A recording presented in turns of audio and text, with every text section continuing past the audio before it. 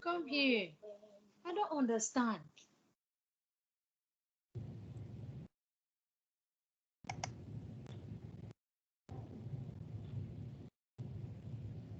Professor? Yes, I haven't started. The Yeah, you can ask oh, first. Yeah, no oh problem. yes, sir. Do you say that today was the day we were supposed to give our dates for the student discussion, sir? Yes, yes, yes. We're gonna do that right now. So Okay, I'm giving like 1 or 2 more minutes. I see we only have about 10 students here.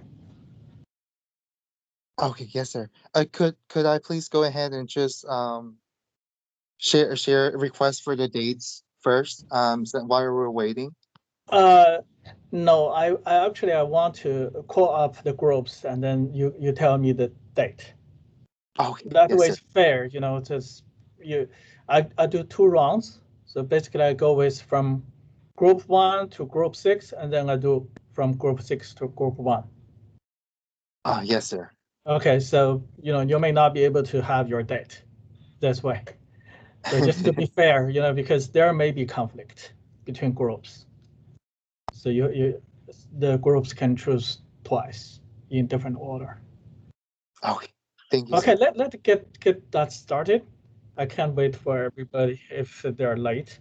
So first of all, let's do the business that we were discussing about the student-led discussion. So group 1, can you please tell me what's your date of choice? Yeah.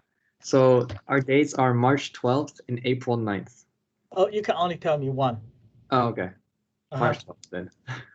I'm sorry, March 12th. March 12. March 12. Okay. Okay, group 2.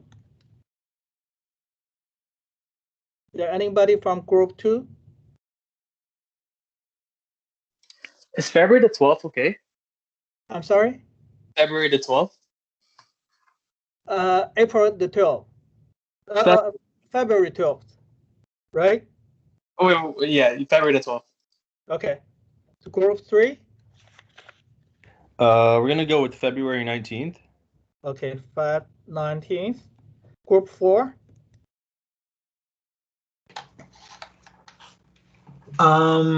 We'll go ahead and go with April 5th. April, let me see, April 9th, right? Or April 16th? Oh, my bad. April 9th. I'm sorry. I see April right 9th. Okay. Group 5? We're gonna get February 19th. Okay. Oh, but I'm February sorry, 19th. February 26th. February 26th. I'm sorry, 26th, right? Yes, yes. Feb 26th. Okay, group 6? I think we're gonna go ahead and choose February 5th. February 5th. That's next week, right? Yes, sir. Okay. Now it's your turn again. Group 6 again. Now pick another date. Were there any other dates in February that were still open, sir? February? No. February all gone. Okay. I would like to request for March 5th. March. March. We only have March 5th. Oh yeah, that's available. Yes. Thank you. All right, March 5th. Okay, group 5, your second date. Is March 26th still available? Yeah. Which one? March 26th. March 26th? Yes, available. Yes. Okay, March 26th and February 26th. That's good. So group 4?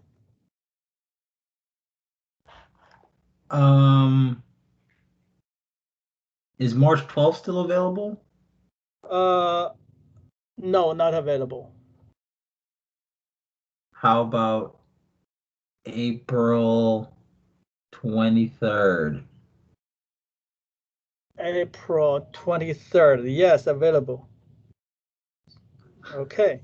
So group 3. I'm trying to. I lost track of what's available. Just tell me your preferred date, and I will tell you whether it is available. Okay. April 16th. That might. Yes, available. Okay. April 16th. Yes, available. Now, group 2.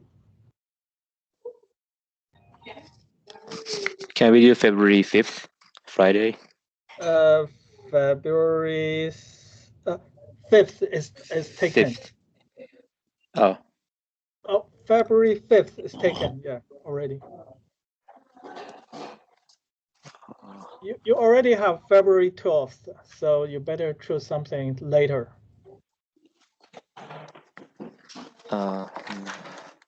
April 2nd is still available. February 19th, another Friday. It's also taken. So now the only available date is April 30th and April 2nd. April 2nd.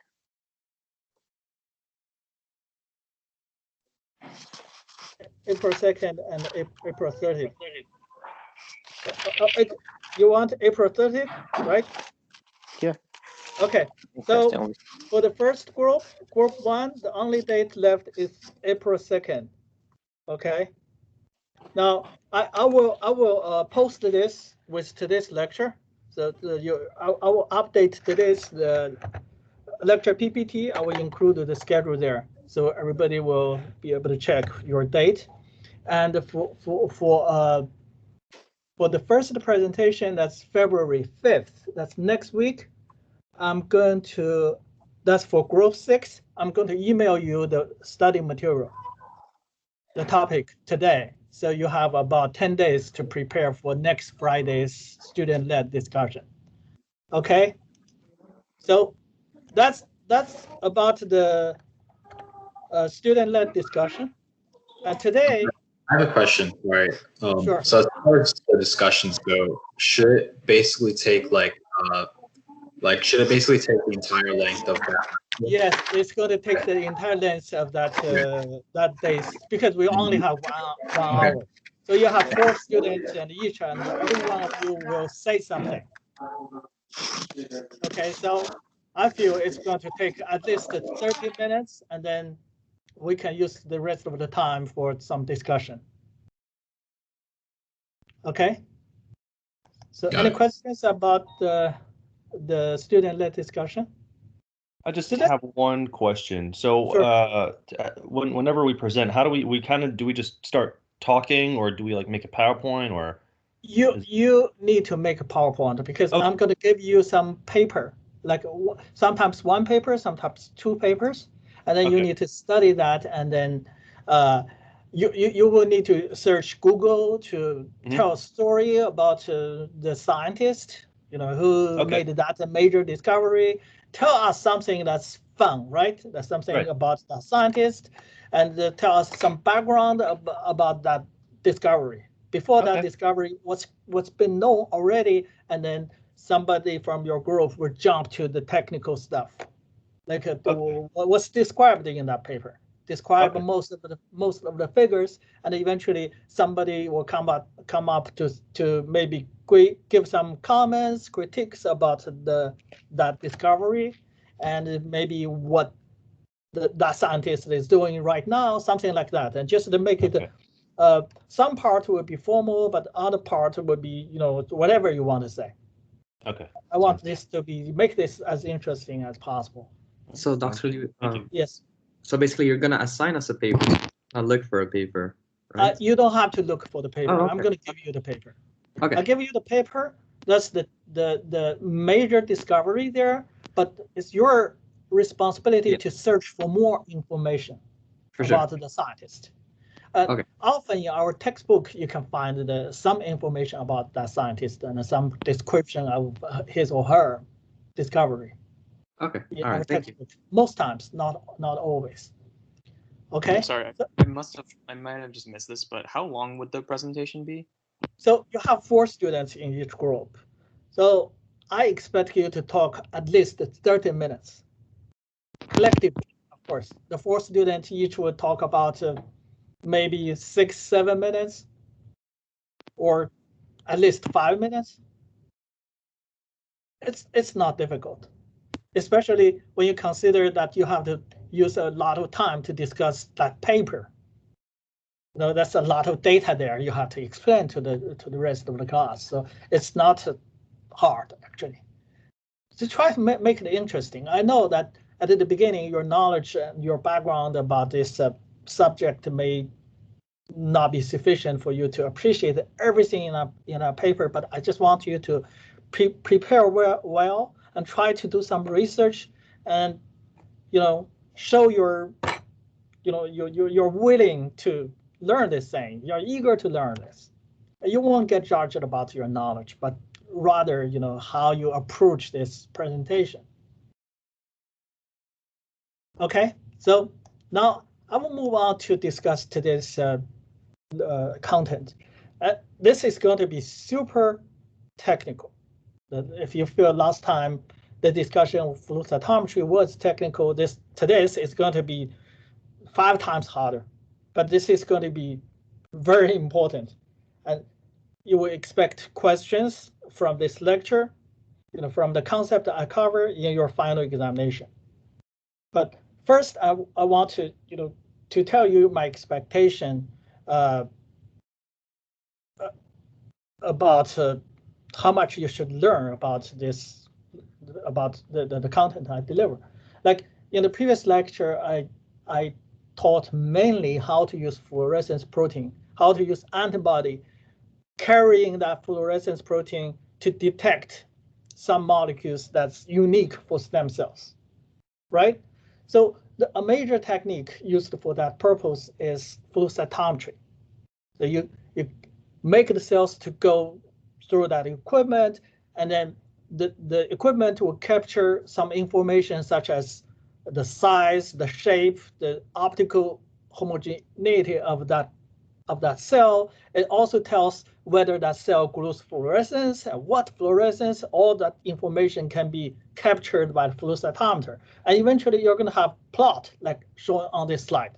On top, it's, you know, on top over there, you have a forward scatter plotted against the side scatter. Basically, that tells you the information about the size, shape, and optical homogeneity of those cells. You can see that they get divided to 3 populations. Okay, and then those cells can be analyzed by the presence of 2 antigens. One's called CD4, the other is CD8. CD4 is conjugated with a fluorescence called PE, while CD8 was labeled with the fluorescence FITC.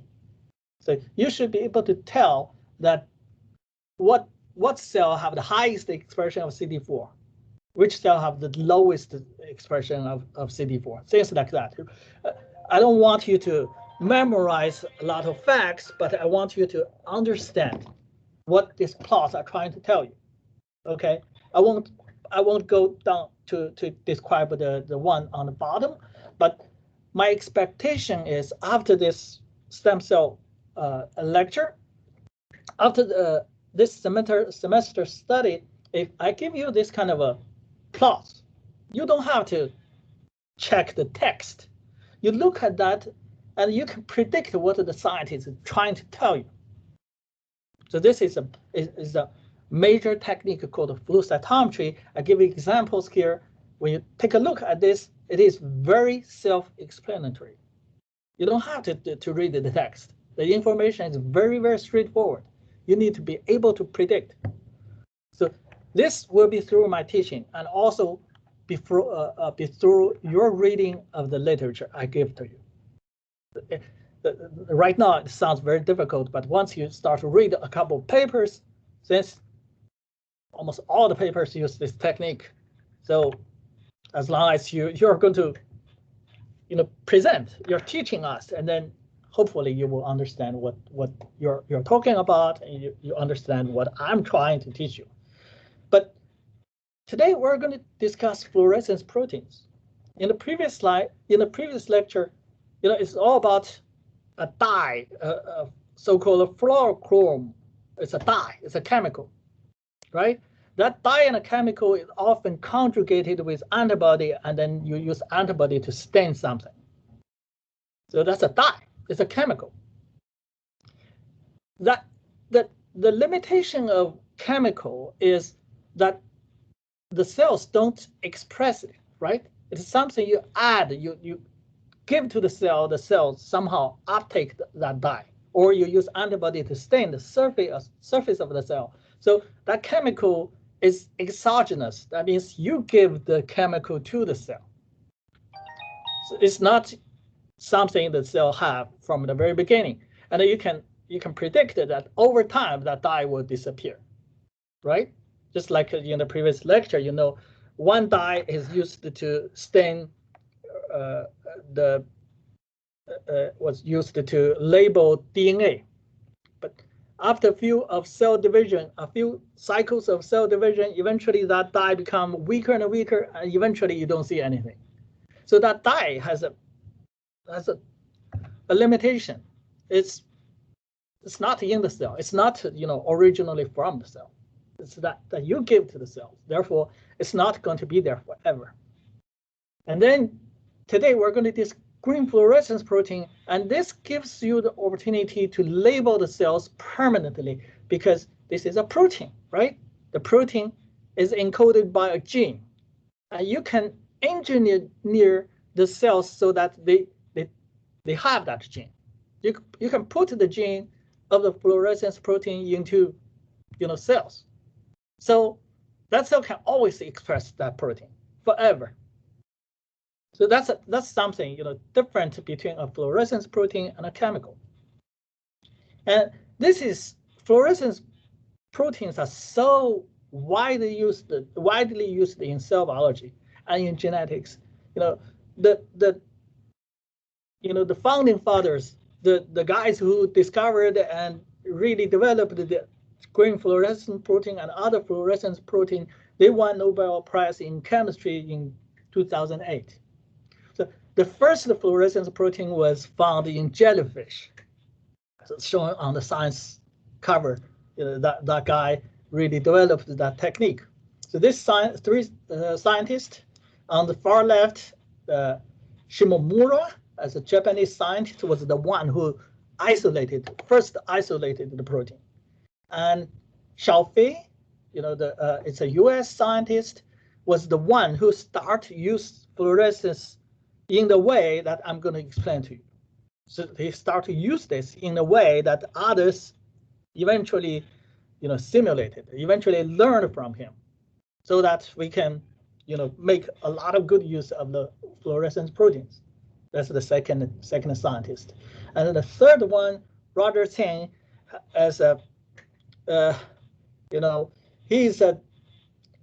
believe he's the nephew of a famous scientist in China. That famous scientist, also named last name was Tseng, who was once a U.S. colonel during World War II, and he questioned the German who developed the nuclear bomb.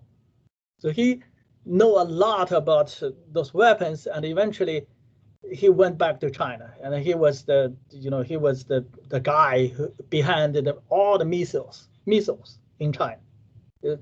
And this Roger Tseng is connected to is in his family. His contribution was to expand that fluorescence protein to many different kinds. So all of a sudden, you don't only have a green fluorescence protein, now you have a bunch of fluorescent proteins. So how he did that? He know that the fluorescence is related to the 3D structure of the protein, so he just made mutations. He made a lot of mutations on the DS red protein, as well as the GFP protein. Those are two original fluorescence proteins he made mutations, therefore those proteins change color, change their fluorescence color. Shown here, it's very beautiful. Like this MRFP derived fluorescence. Collectively, he named this fruits because all it's like plum, grape, raspberry, grape 1, cherry, strawberry. He named this after fruits. So that's, people say this fruits. Why you have M there? M means monomer.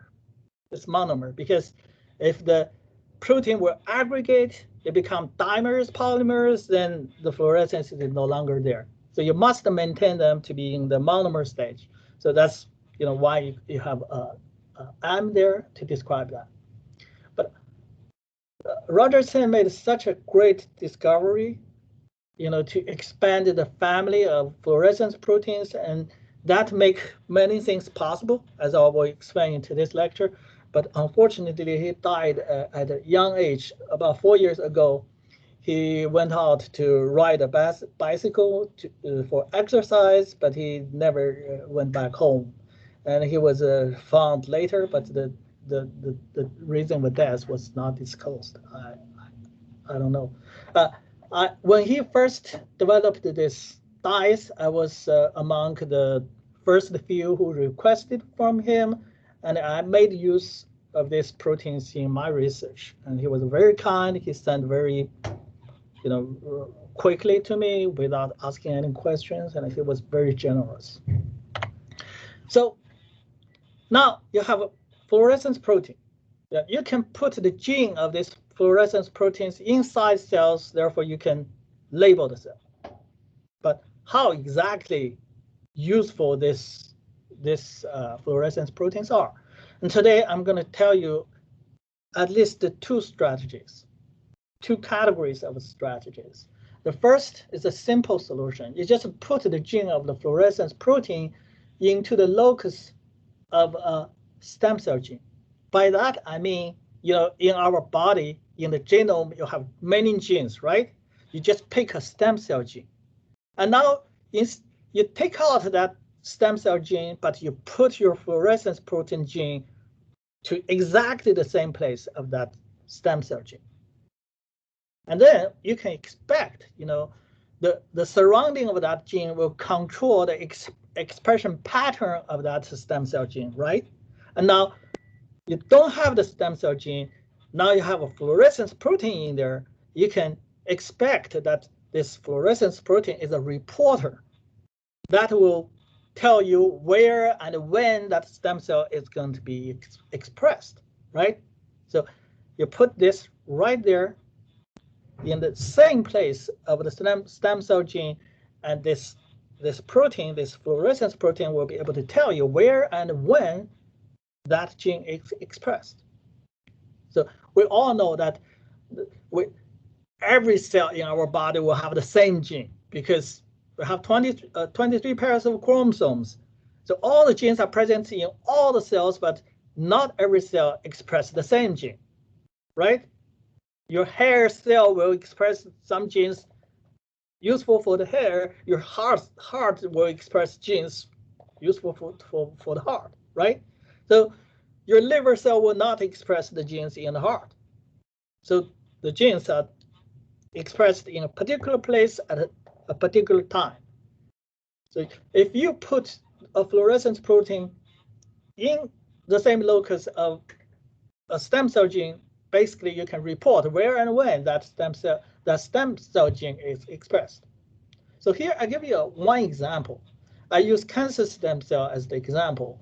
So basically you have a fluorescence protein put underneath the control of SOX2 and OCT4 responsive promoter. So basically this is the element, the genetic element that drives the expression of SOX2 and OCT4. SOX2 and OCT4 are pluripotent stem cell gene. So you put this fluorescence protein under the control of such regulatory element. So basically, this fluorescence protein will be able to tell you when and where SOX2 and OCT4 will be expressed. Okay, so this is just a so-called a reporter.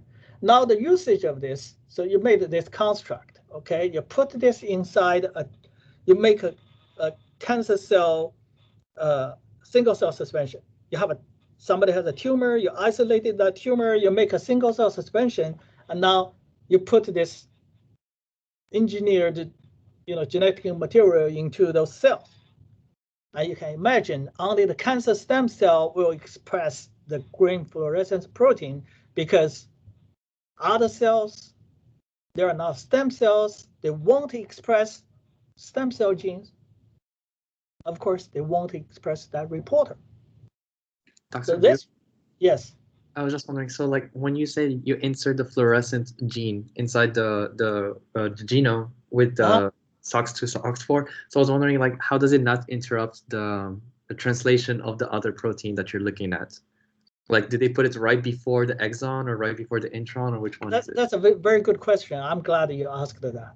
So when you put inside into the same locus of SOX2, for example, so you remember, most of the genes in our body have 2 copies. Yes.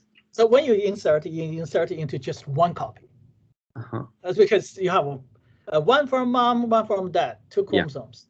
And you insert maybe randomly into either the mom's chromosome or dad chromosome, but the others are not affected.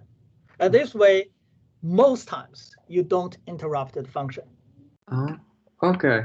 So although you actually you cut the expression level of that stem cell gene to half, because now, but most times it won't affect the function. So why exactly is it that only 1 copy gets to be inserted with the gene and not the other one? Is there a particular reason, or just? It's pretty hard to insert a gene into the genome to start with. So if you're lucky, you will be able to get that. So to simultaneously target both chromosomes technically is even more challenging. So by default, you just target 1. Gotcha. Okay, although your strategy is targeting 2, but usually you end up with targeting just 1.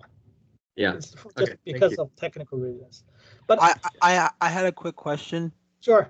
So when you said it's hard to like put a gene, like insert a gene into another gene, like when you say it's hard, do you mean like the methods in terms of like to do so, like a lot of trial and error, like you fail a lot of times before you end up getting it? Let me tell you what will happen. Okay, so later on, I'm going to describe to you, not in today's lecture, how we are going to do that. To insert 1 gene to a place of your choice inside the genome. Later on, I'm going to explain to you that, not in today's lecture, but that is a rare event. So when you try to insert, it works to some degree, at some degree of efficiency. You try to target the cell, but the strategy, by design should work, but in practice it works just in certain occasions. So that's what I mean by saying it's technically difficult, because it's a kind of a rare event. Although your designs should be perfect, but actually it happens maybe 1 in 1,000 cells, 1 in 2,000 cells, or something like that. Okay. That's what I mean. It is difficult. But I want you to appreciate here, you can label the cancer stem cells this way. So this is the strength of this strategy here, right here on this slide. This strategy gives you a snapshot of the cells expressing the gene of interest, right? So if that cell should express the stem cell gene, they will express your green fluorescence protein simultaneously, okay? But it's a snapshot. By that, I mean, if you allow the cells to differentiate, right? Once the cells differentiate, they won't express the stem cell gene any longer, because when they differentiate, they become something else. They are no longer stem cells. And then you don't have fluorescence protein either, right? So if you want to track track what the stem cells will become and where those stem cells will migrate to a different place, you can't do that with the strategy I just described. Because you put your fluorescence protein right there under the control of a stem cell gene, and then they're going to behave just like the stem cell gene. I mean, their expression pattern are going to be like the stem cell gene. When the cells differentiate, you no longer have the fluorescence expressed. So you will lose the track of that stem cell, right? So if you really want to track the stem cell, now there's a beautiful strategy.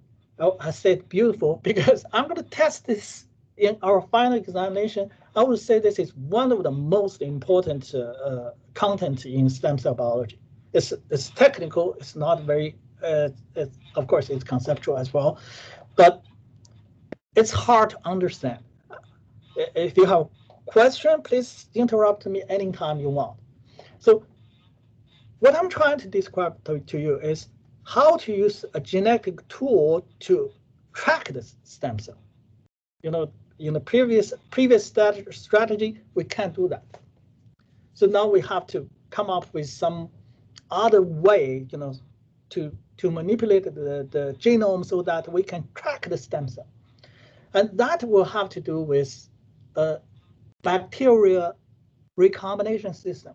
Now this is called Cre-LoxP site-specific recombination system. So basically in bacteria, there is an enzyme called Cre. This is an enzyme, it's a protein called Cre. Cre is a recombinase. And the partner of the Cre is called LoxP. LoxP is genetic element, the DNA sequence. Okay, so in bacterial genome, they have this LoxP site, genetic element.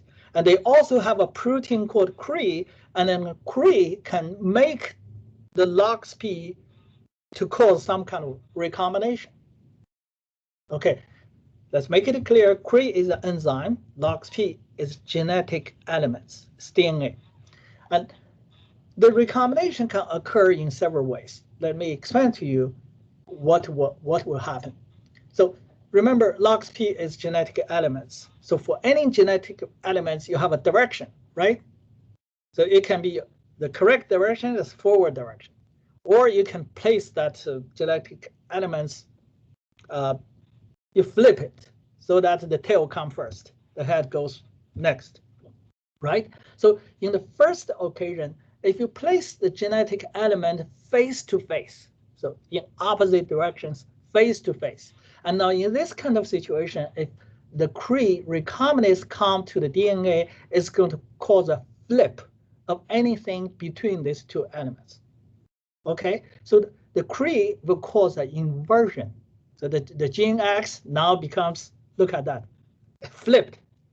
By flipped, I mean now it changed the direction.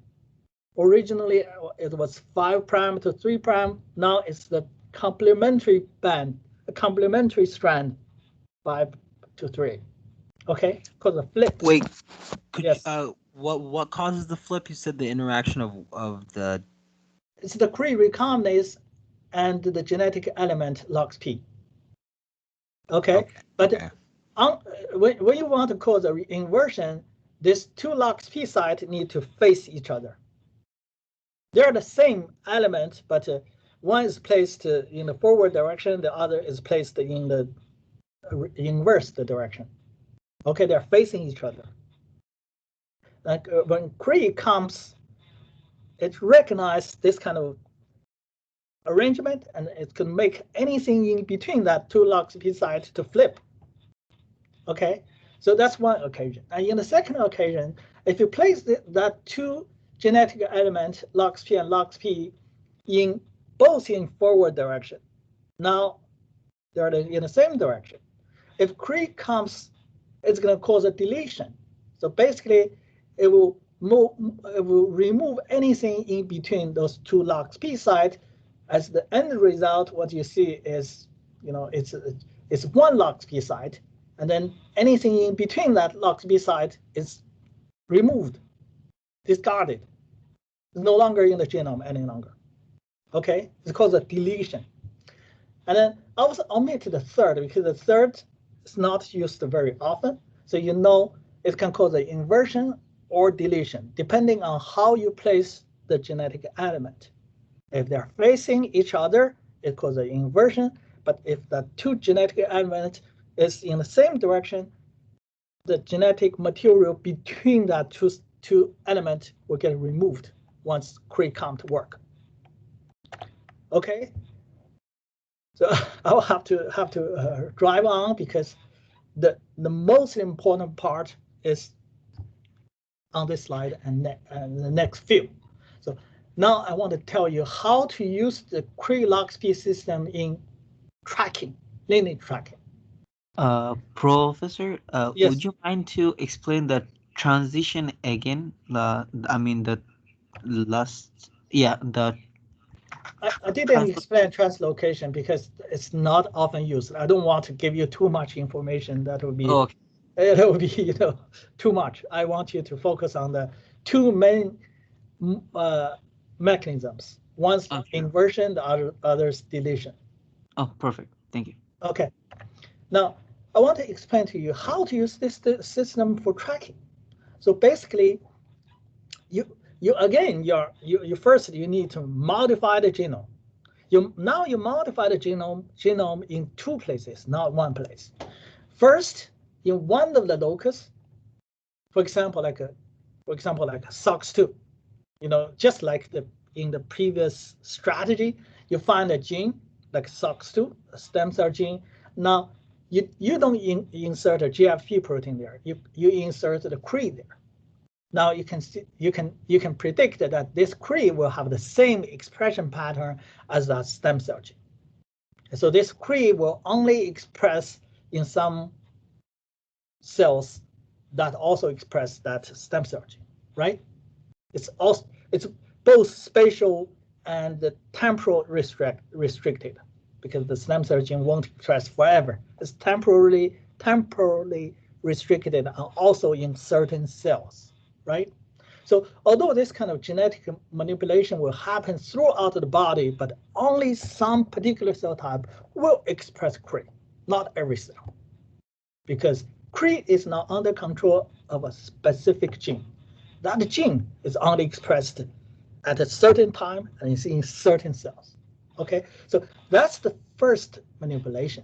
And then the second manipulation is in a locus called ROSA locus, ROSA 26. This ROSA 26 was first discovered by a Baylor professor. And what he found is that in mouse genome, you have this ROSA locus that doesn't encode anything. You don't have an original protein there. But if you put a gene there, it's going to get expressed. So that's originally you don't have anything there. But if you put a gene there, that place will make the gene to get expressed. Okay, so that's another locus you're trying to manipulate, you're trying to modify. But now look at this.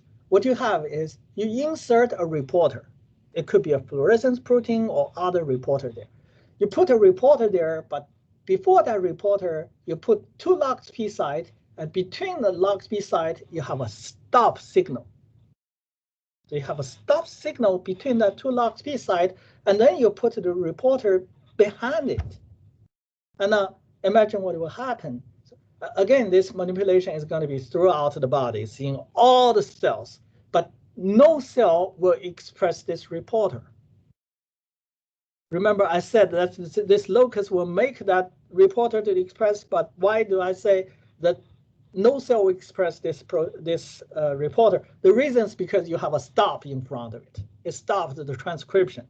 You cannot make messenger RNA from this gene, so you cannot make that reporter. Okay, that's because you have a stop there. And now imagine in some cells, in the stem cells that have Cre in there, the Cre will mediate a recombination.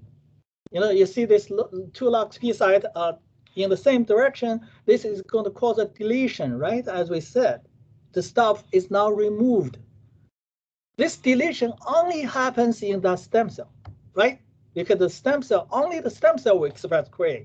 No other cells will express the Cre. Therefore, that recombination will only happen in the stem cell, and this recombination is irreversible because once you remove this stuff, it cannot come back, right? So this essentially makes this reporter to express only in the cells that is a stem cell. Hard, if you have question, you can ask me. So basically you did 2 genetic manipulation. You put a Cree under the control of a specific stem cell gene, and then in another locus, you make this special arrangement. So the reporter is not expressed because of the presence of a stop, but the stop gets removed in stem cells because in stem cells you have Cree expression. The Cree will remove that stop because the stop is between 2 LOXP sites. You know this is irreversible. Therefore, when this stem cell will differentiate all the daughter cells, we call progeny. That's all the daughter cells, the daughters of the daughter cells. Any cell that were originally from that stem cell will get permanently labeled. So this is called tracing. You will be able to see where the stem cell will go. They can stop me and ask questions, but I will tell you that do we add the genetic element? Yeah. Like, is it already there, or is it added by? These are all by your manipulation. Okay. Yeah. So the white thing, like this cell-specific promoter, are going to be in your genome, in the mouse genome. The ROSA 26 is going to be in the genome, but other things like Cree, LOXP stop, LOXP, and reporter, these are all something you inserted to that place. Okay. Right. You do the manipulation. Professor? Okay. So when you say the reporter is not expressed, it's not expressed in all the cells except for the stem cells, right? Yeah. Not expressed in any other cells because of the stop, right? Of the stop, yeah, and because of stem only cells, they have the Cree. The recombination will occur, right? Yeah, because we have the Cree. Yeah, because you have Cree, the Cree will make the recombination to happen. But that recombination will be irreversible. Once you remove that stop, the stop cannot come back again. Okay, that's why this is called a tracing, because all the daughter cells now will permanently bear this reporter. Yeah, if it is hard, I hope you will study this a little bit by yourself. But I want you to appreciate that the 2 strategies I described to you are very different. So on this slide, I show you a MESP1 driven expression, but this is on top, the A panel actually is the in situ hybridization. You're trying to detect the messenger RNA of MESP1, a stem cell gene, okay? But that will achieve the same outcome as if you put the GFP under the control of MESP1 directly, okay? So in that kind of situation, you see that this is a mouse embryo from left to right. That's when the embryo grow. You can see the signal, the blue color signal. That's where MESP1 is expressed. You can see that at the beginning it's at the back of the embryo, and eventually it moves. It moves to the left side. It moves, but eventually it will disappear because it is a stem cell gene. Eventually it's going to disappear. The stem cell gene is not expressed. The reporter is no longer there either, right? So I know that eventually this MESP1 expressed cells will become hard muscle cells, but if you just try to monitor the expression of MESP1 or GFP put under the control of MESP1, you won't be able to tell that those cells will become the heart. No way you'll be able to see that. That's what's shown in A, because that signal would disappear eventually, because the heart cells will not express MESP1. Although the ancestor of that heart cell did express MESP1, but once they become heart cells, they no longer express MESP1. So you cannot track them. But in the next strategy, that's the strategy like I just described to you. You use a MESP1 Cree and then you use something that's very similar to the ROSA locus, to that manipulation I explained to you. Okay, you have a promoter here, which is universal. It's a strong promoter, just like ROSA. They can get everything expressed, but no cells will express it because you have this stop. That's the cat PA. It's a poly A there. That's the state stop there, flanked by LOXP, by that two triangle. And the reporter used here is a LAC-Z. LAC-Z is the enzyme. The enzyme, when you give the correct substrate, it can stain it because it's enzyme there, right? You give the substrate and it can make the place to show a blue color.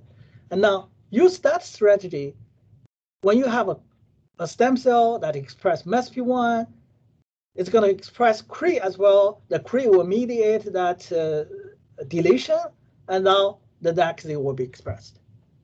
So you know that the LAC-Z is only expressed in MESP1 expressing cells and the daughter cells, daughters of daughter cells from MESP1. This is the progeny of MESP1 expressing cells. Okay, so this is kind of hard. Yes. Question. So for lineage tracking, are we only able to use deletion and not inversion then as the method? We can. Let me explain to you now. That's a very good question. You see, I'm very excited by this because this is beautiful. I want to show you something. This is called a brain bar. Some scientists have developed this strategy. And in this slide, what they found is that LOXP side can have variant. So you can make mutations that in that genetic element, but it still works. You make some small mutations, the LOXP side can still mediate the rearrangement or recombination. So therefore, you can have several copies of LOXP.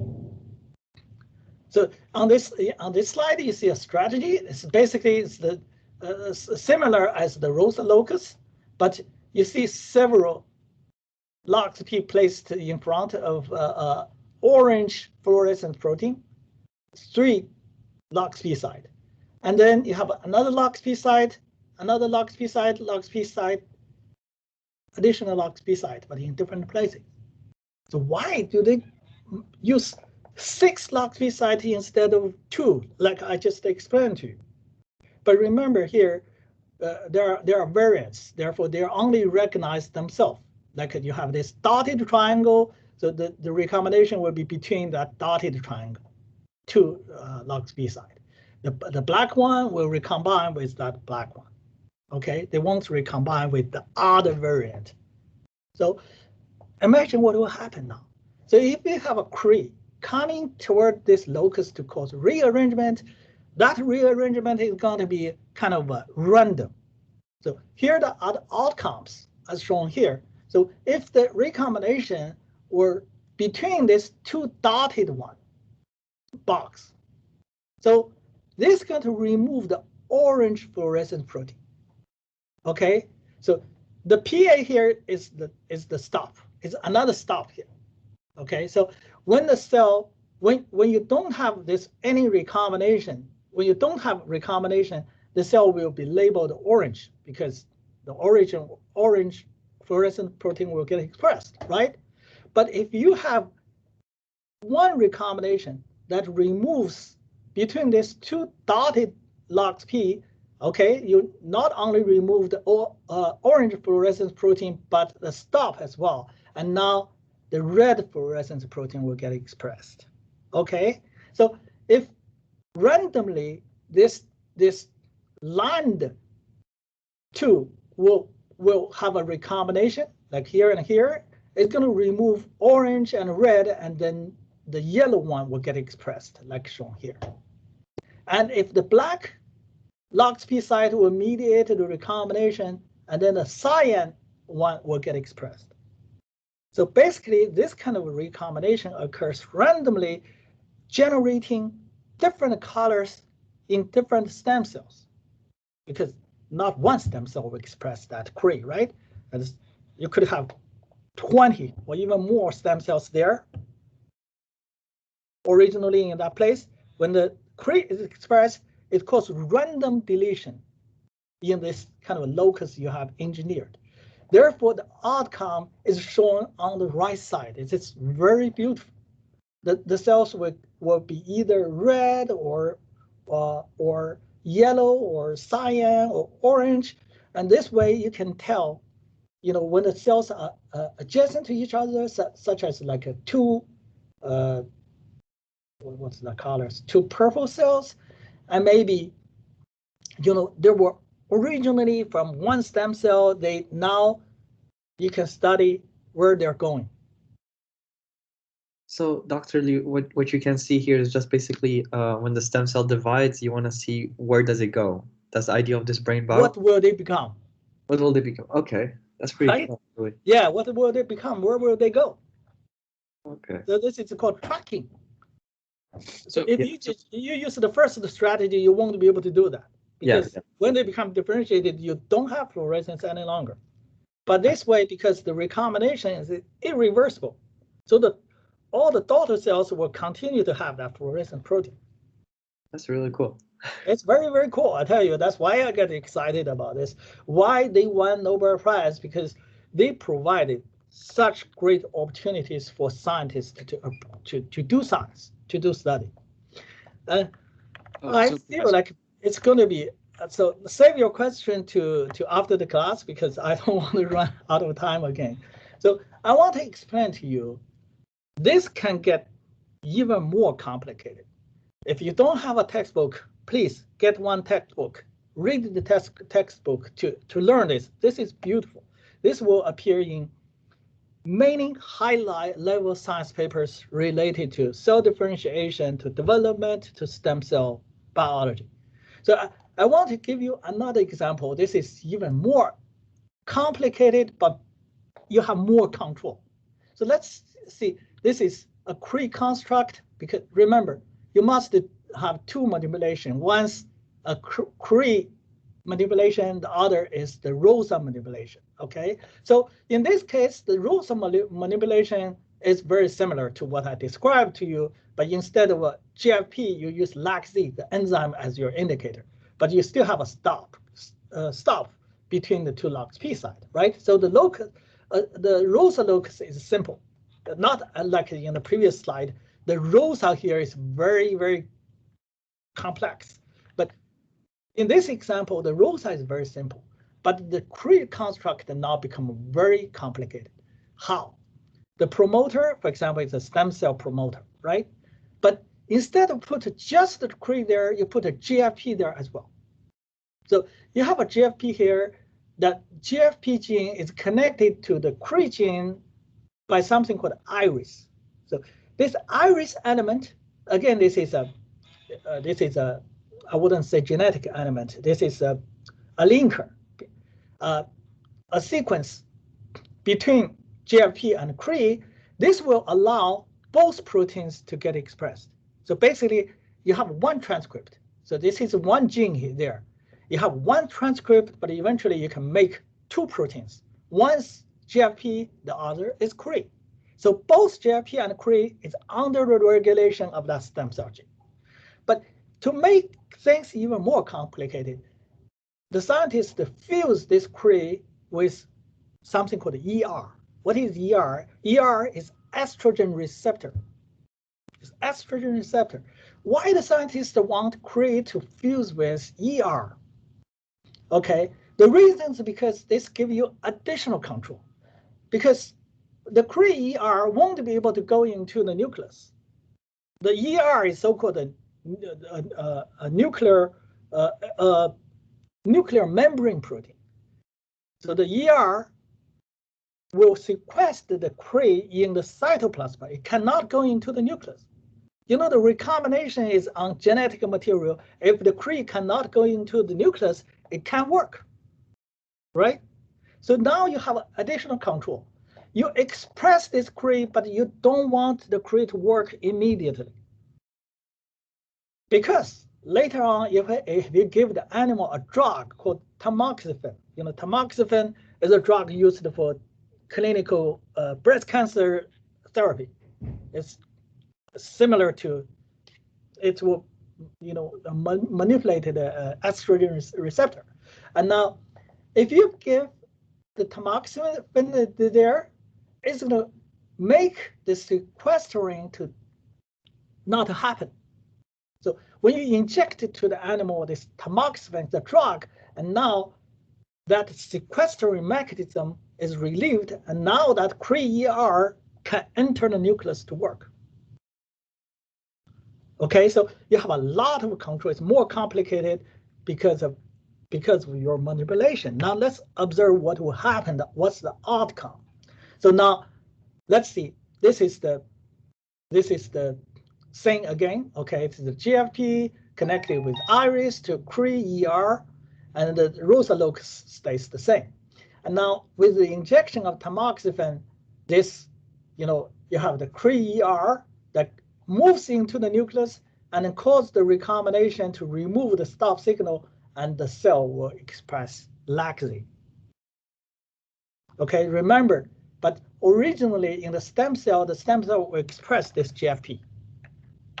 So as the outcome, that's what's in our textbook. You can read by yourself.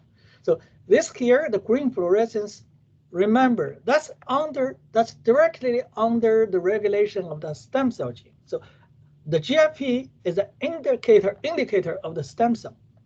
Therefore, on this slide, when you see the green, you will confidently say, okay, those are the stem cells, because the green is under the control of a stem cell gene. Therefore, when you see the green fluorescence signal, that's where the stem cells is. Okay, they're at the root region of that intestine structure. So those structure are the cells of the intestine. In the root region, you have stem cells. And now remember, what you did was a tracking. Okay, when you injected the tamoxifen, you did a tracking on the right side. This tells you where the stem cells eventually will become. So this blue color indicates those stem cells originally at the root region, and now they move up. They differentiate toward the surface of your intestine structure. So without this strategy, without this technique, it's impossible to fulfill this task. Okay, that's why this is so cool. I hope you will read this by yourself. And another student asked me, can you use inversion to achieve the same thing you want to do? Of course. So this can be very, very creative. And now look at this new ROSA locus. Scientists did this manipulation, but instead of putting all the LOXP in forward direction, they put some of the LOXP in face to face. So now just predict what will happen. I'll just explain one. As I said, the CRE will make random recombination. Only one recombination will occur in one cell. Okay, but you have so many LOXP there, so just one recombination event randomly will occur. Then now look at one. No, just don't look at one. Just look at like number 4, one of the outcome. This outcome is because the recombination happens at the last part. The last 2 LOXP sites were face to face to each other, and now because this recombination will cause this. Oh, I'm sorry. The recombination actually happens between the first LOXP and the last LOXP for the number 4 outcome. So therefore, it's going to cause a flip. Okay, that flip will make the cyan fluorescent protein now in the correct orientation, because originally it was inversed. It's tail first, head next. And now that face-to-face LOXP caused a flip, and now the cyan color is expressed. So you can use this way to generate different colors for different stem cells, and look at how beautiful it is. This tells you that different cells, different stem cells now differentiate and migrate and to form the structure of the intestine. So I had to go very, very fast. I almost have to apologize for this. So if you have a question, you can ask me. I used the whole 1 hour. Hopefully, I will improve in the future. But I hope you enjoyed today's content. As I said, you're forced to learn this. I'm going to test you this in final examination. Ask a question, please. Yeah, so I just wanted to make sure I'm on the right track here. So for Let me say using something first. Sorry, if you don't have a question, you can leave now. Okay, go ahead. Yeah, so I just wanted to make sure that I'm on the right track here. So fluorescent, like when you're labeling with fluorescent proteins, you're just using that to label the stem cell populations. But for the recombinase, because it's more permanent, it's irreversible. That's where you're using it to track the lineage itself, right? Yeah, but you have to start with either a stem cell or progenitor cell, right? Right. So only the stem cell or progenitor cell will express the gene that's it's a kind of like a master regulator, right? When you put the GFP there, you put a Cre there, you're going to generate that cell will differentiate and generate a lot of progeny, like the daughter cells, bunch of it. If you put this kind of strategy in a somatic cell, it won't work, right? Because those cells will just either they won't differentiate or they're just creating a bunch of cells, but they're similar to each other. Yeah. Okay. Yeah, so this kind of strategy is for stem cells or progenitor cells. Okay. But try to distinguish the two strategies. One is to visualize the stem cell, to see exactly where the stem cell is. Okay. When and where, when it's expressed. And the other is track what the cells will become and where will those cells go. Sounds good. Thank you. You're welcome.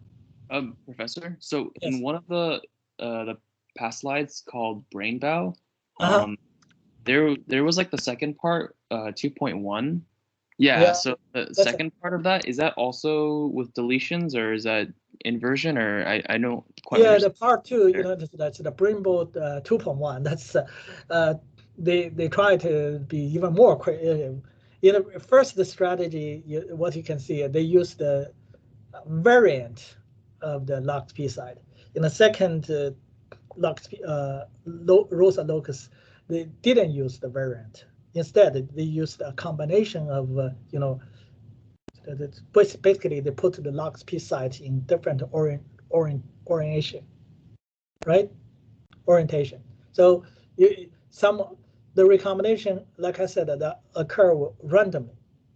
Sometimes it's between maybe the first and the second, like between the first and the second, because they're facing each other, you're going to cause a flip. Because of the flip, the YFP will get expressed instead of GFP, right? Otherwise, it's GFP get expressed, and you have a poly, it's a stop there. So originally, you're going to have the GFP expressed, but because of the recombination, a flip, the YFP now is expressed. That's what happened here, right here, right?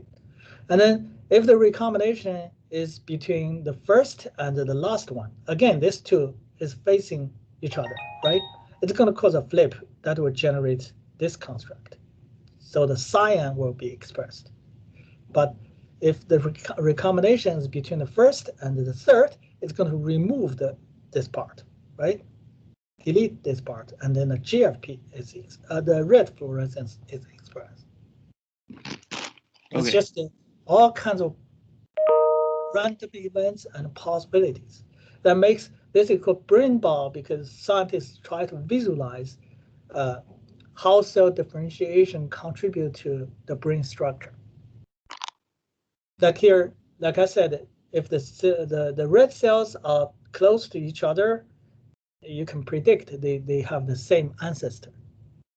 Now you can describe how that one stem cell contribute to the structure there. So from the looking at the slide, when you get the random rearrangements of picking the different colors, it just seems like you're just picking the first RFP that shows up and you're ignoring the rest. So like for say if you want to get the red color, it recognizes. Yeah, let me explain to you one more time. That's I'm glad you're asking this question. Actually, there are additional information in there. Let's study this. Okay, like I said, originally, if you don't have any recombination and you don't have a stop there, right? Because you only have the original promoter there, you don't have any stop. So without any recombination, you're going to have this GFP expressed. But the other colors won't get expressed because this poly A, poly A is a part of the gene, right? The poly A serves as a stop. So when we say stop, usually it's a bunch of poly A. The poly A is naturally the stop signal. When you transcribe a gene, when it sits, the poly A will just stop there, and nothing, below this poly A will get transcribed. So you have all the elements there, but the transcription is only to this point. That's GFP poly A. That's it. Nothing below it will get transcribed. Okay, so now I explained to you just one occasion, and not just try to see if you have a flip. Okay, so when you have a flip between the first and the second LOXP site, you have a flip, and now you end up have a YFP now, put in the correct orientation. Okay, what it means is for YFP to express, it has to be in the direction of 1, 2, 3, 4, right? It cannot be 4, 3, 2, 1. Right. Okay. If the genetic code like ATG, all those is in a certain order, right? The ATG will encode methionine, but only ATG will express that. It's not GTA, right? So the YFP gene, if you place it that way, will never get expressed because it's not the correct orientation. But once you flip it, if the recombination is between the first and second, you flip it, and then now all of a sudden the YFP is in the correct reading frame. Okay. The genetic code is now in the correct orientation. So YFP is expressed, and you have a poly A. The poly A will stop anything beneath to get expressed. So that's why in those cells they only express one color. Okay, thank you so much. That was very helpful. You're welcome. Dr. Liu, I have like 3 questions if you have Sure. time. Okay, Sure. so the first question is going all the way back at the beginning, I think. So I was wondering about like the lentivirus. I'll show you. Right here. Stop. Here. Yeah, okay. Yeah. So I'm glad that you're asking. So I'm sorry I cannot explain everything here. So so for you I explained the concept in the simplest way. I say that you can put a fluorescent protein to the genetic locus of a stem cell gene, right? But sometimes you don't have to do that. You can isolate that genetic element that controls the expression of the stem cell gene. We call a responsive promoter. So usually that's the upstream sequence of that gene. Yeah. For example, you have a SOX2, but the upstream region sometimes quite big, like 5 kb, kilobase long. That element, long element, may be sufficient to drive high fidelity expression of that stem cell. Okay. So the best practice is to put your reporter right there, in the genome. That's the best practice because you have the highest fidelity. You can predict that your reporter will just replicate whatever your original gene will be expressed. Yeah. Right? But sometimes a shortcut is to isolate the genetic element upstream of that gene, and you put it in front of a reporter, such as GFP. This is a shortcut. This is a shortcut because you may not have 100% regulation. Not absolutely confident that it is going to be exactly the same as the original gene. Okay. But sometimes it's close enough. It's Yeah. 95%, a replication of the original gene. So this way, if you are able to isolate that promoter, and now you can use a lentivirus to just make this construct. Yeah, so my question then is, why do you use an lentivirus? Because I've seen papers and they also use lentivirus, but like, what is the purpose of it? Yeah, The lentivirus is a powerful vector. Lentivirus was originally in HIV, right? HIV is a type of lentivirus. I don't know. So you don't know. Let me tell you. So it's an RNA virus. It has the power to do reverse transcription. Yeah. So they put themselves into the genome. So once you have this construct, you put in lentiviral vector. So this would just pick a genomic locus, not exactly the locus you want them to be. They will just pick somewhere they like. They will integrate themselves into that region. I see. That's why I say it's not the best practice. The best practice is put this reporter right there, just like the original stem cell gene. But now you take the regulatory element of that stem cell gene and you put a reporter beneath it.